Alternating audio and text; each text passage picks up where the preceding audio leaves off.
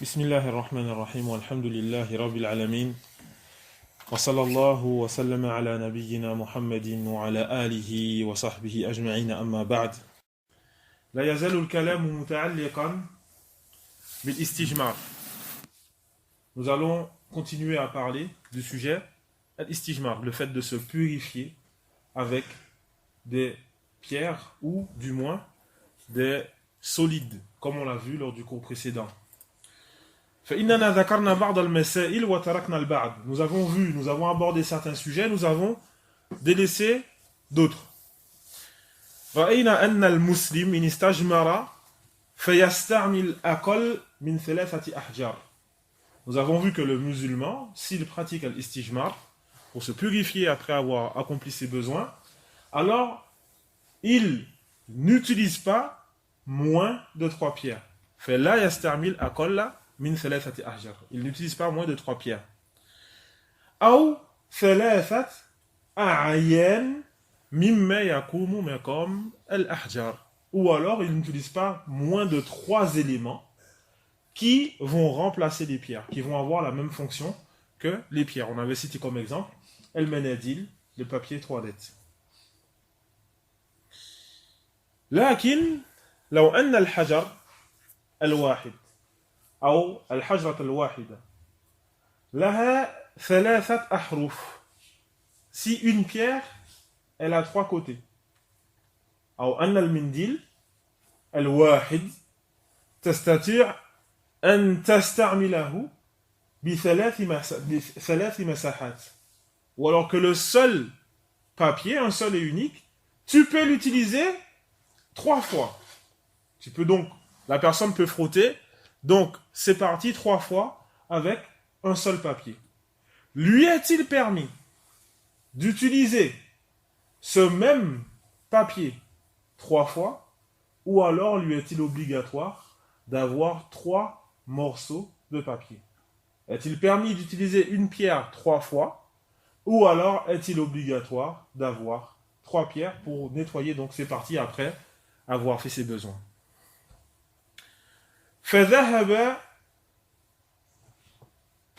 الجمهور, donc la majorité des savants, فذهبوا إلى جواز استعمال حجر واحد ب3 مساحات.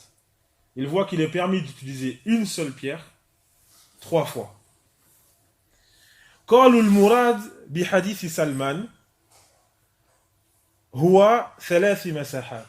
Ils disent ce qui est voulu par le hadith de Salman, c'est 3 passages et non 3 pierres. Rappelez-vous le hadith de Salman qui dit وَنَهَانَا أَن نَسْتَنْجِيَ بِأَقَلٍ مِنْ 3 أحجار.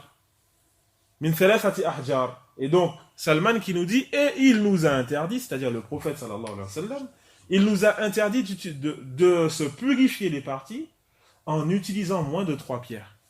Ils vont nous dire ici ce qui est voulu par moins de 3 pierres, c'est-à-dire moins de 3 passages. Et donc tu peux faire ces 3 passages avec une seule pierre. La baisse. وذهب الشافعي ومعه ابن حزم إلى وجوب استعمال 3 أحجار أو 3 أحجار على الأقل. Al-Shafi'i et Ibn Hazm, ils voient qu'il est obligatoire d'utiliser 3 pierres au minimum. Là, c'est 3 pierres au minimum. Pourquoi? Parce qu'ils nous disent هذا هو الظاهر من الحديث. C'est ce qui est apparent dans le hadith. Le hadith, il stipule 3 pierres. C'est pas 3 passages, c'est 3 pierres. C'est ce qui est apparent. Mais on a aussi, en plus de cela, un autre hadith. Le hadith d'Ibn Mas'ud, radiallahu anhu, qui dit أتى النبي صلى الله عليه وسلم الغائط. Ibn Mas'ud qui nous dit le prophète sallallahu alayhi wa sallam, il est allé aux toilettes, il est allé accomplir ses besoins. فأمرني أن آتيه ب3 أحجار. Il m'a ordonné de venir à lui avec 3 pierres. فوجدت حجرين ولم أجد ثالثا فأتيته بروثة. Il dit Ibn Mas'ud, j'ai trouvé 2 pierres, mais je n'ai pas trouvé de 3e pierre. Alors, je suis venu avec un excrément à sécher. Alors, je lui ai donné les 2 pierres et l'excrément. فأخذ الحجرين, le prophète il a pris les 2 pierres, وألقى الروثة, et il a jeté l'excrément. وقال هذا ركس, et il a dit le prophète sallallahu alayhi wa sallam, ceci est une souillure. Et dans une version, dans une des narrations citées par l'imam Ahmed, qu'il a dit le prophète sallallahu alayhi wa sallam, I'tini bi hajarin, ramène-moi une pierre. Et donc une 3e.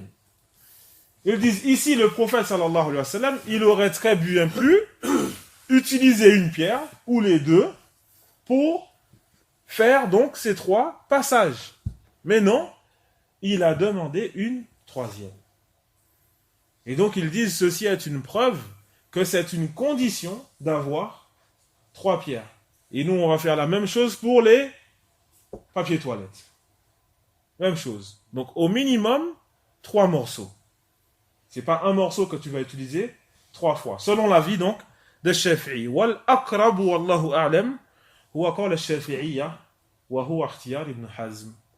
Et l'avis le plus proche, wallahu ta'ala a'lam, est l'avis de Shafi'i à l'école shafi'ite dans ce sujet, et c'est aussi l'avis qu'a choisi Ibn Hazm. Wa min al-ma'lum أن الإنسان إن استجمر بالأحجار فلا يزيل أو فلا تزيل النجاسة بالكلية بل يبقى أثر لاصق بالبدن. Et il est connu que la personne, si elle se purifie en utilisant des pierres, alors les pierres ne vont pas enlever l'impureté totalement. Mais il y a des traces qui vont rester donc collées au corps de la personne. اعلموا أن هذا الأثر معفو عنه في الشرع لأن النبي صلى الله عليه وسلم أباح الاستجمار بالأحجار مع أنه يزيل عين النجاسة ولا يزيل الأثر فدل ذلك على أن هذا الأثر معفو عنه. Et donc vous devez savoir, et c'est là qu'on aborde le sujet que tu as cité hier, vous devez savoir donc que les traces de l'impureté ne sont pas prises en compte dans la législation. Pourquoi? Parce que le prophète sallallahu alayhi wa sallam, il a autorisé le fait de se purifier avec des pierres. Et il l'a même fait, comme on l'a vu dans le hadith d'Ibn Mas'ud, qui a été rapporté dans le recueil de Al-Bukhari. Et donc, le prophète, il l'a autorisé de le faire.